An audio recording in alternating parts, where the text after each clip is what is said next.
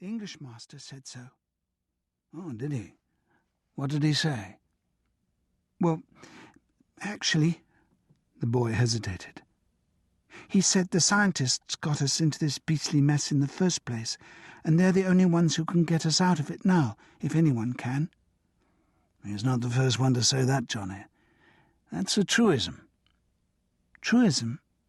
What's a truism, Daddy? My form mistress says just the opposite. Nicky came in suddenly. She says the scientists have caused enough trouble already. She says God is the only one who can get us out of it, and he probably won't. Oh, Lord, another prophet of doom.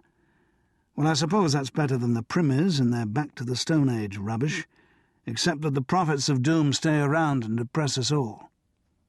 Miss Crenshaw says the Primmies won't escape God's judgment either, however far they run, Nicky said definitively. Marjorie, what's going on in that school? I don't want her filling Nicky's head with ideas like that. The woman sounds unbalanced. Speak to the headmistress about her. I doubt that would do much good, Marjorie replied equably. There are far more prophets of doom, as you call them, around than anyone else these days. Miss Crenshaw says we should all just pray, Nicky went on obstinately. Miss Crenshaw says it's a judgment, and probably the end of the world. Well, that's just silly, dear, Marjorie said. Where would we all be if we just sat about and prayed? You have to get on with things. Speaking of which, you children had better get a move on, or you'll be late for school. Miss Crenshaw says, consider the lilies of the field, Nicky muttered as she left the room. Well, I'm no bloody lily, Renfrew said, pushing back his chair and rising. So I'd better go off and toil for another day. Leaving me to spin, Marjorie smiled. It's the only way, isn't it? Here's your lunch. No meat again this week, but I've got a bit of cheese at the farm, and I pulled some early carrots. I think we may have some potatoes this year. You'd like that, wouldn't you? She reached up and kissed him. I do hope the interview goes well. Thanks, love.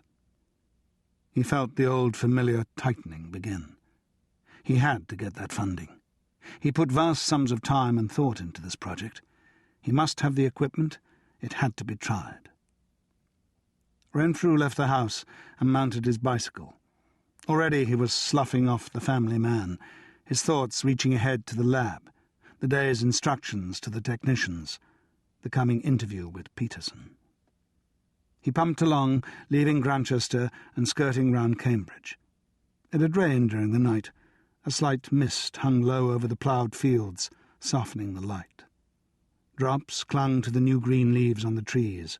Moisture glittered on the carpet of bluebells covering the ground in the clearings. The lane here ran alongside a little stream lined by low alder bushes and nettles. On the surface of the stream he could see ripples forming as the bugs called water boatmen jerked themselves along on their oar-like legs. Kingcups were blooming in a sheet of gold along the banks, and big, soft, furry catkins were coming out on the willows. It was a fresh April morning, the kind he had loved as a boy in Yorkshire, watching the mist rise off the moors in the pale morning sun, and the hares scurry off at his approach. The lane he was cycling along had sunk deep over the years, and his head was nearly level with the tree roots on either side. A smell of damp earth and rain-washed grass came to him, mixed with an acrid tang of coal smoke. A man and a woman eyed him blankly as he pedalled by. They leaned idly against a sagging wood fence. Renfrew grimaced. Each month more squatters drifted into the area, thinking Cambridge was a rich town. Off to the right was the shambles of an old farmhouse. In the last week, the yawning black windows had been blocked in with newspaper, boards and rags. It was surprising squatters hadn't smelled out the place before. The last bit of cycling, nipping through the outskirts of Cambridge, was the worst. The streets were difficult to negotiate, with cars parked every which way, abandoned.